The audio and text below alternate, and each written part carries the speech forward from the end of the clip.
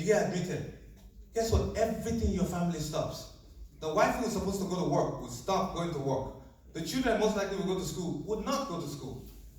Because they have to come meet you in the ER or come see you in the hospital.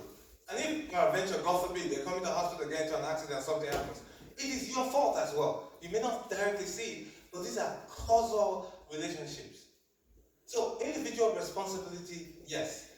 And again, as you sit here to think about that, think about the next person you're going to talk to, who you help advance their healthcare. If you have a brother, a sister, and you know you have a disease, you go check. The doctor told you you have high blood pressure, you have diabetes. Listen, tell your brother, tell your sister. Because these things run in DNAs. They really run. Whose DNA are you carrying? Not mine.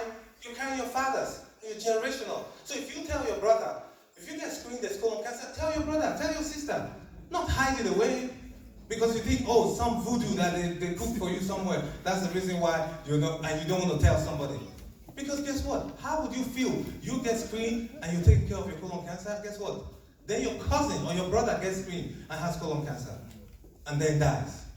That's your responsibility. So share the words. So the essence is this: we have to be advocates as well. You have to advocate for your own.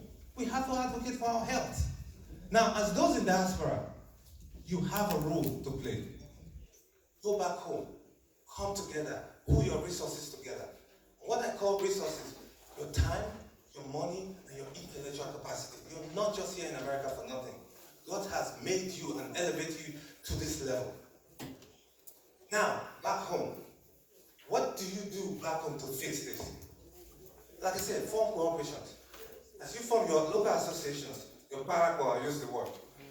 Go back home. Pick a teaching hospital, one unit, pediatric unit, the whole entity, fix it.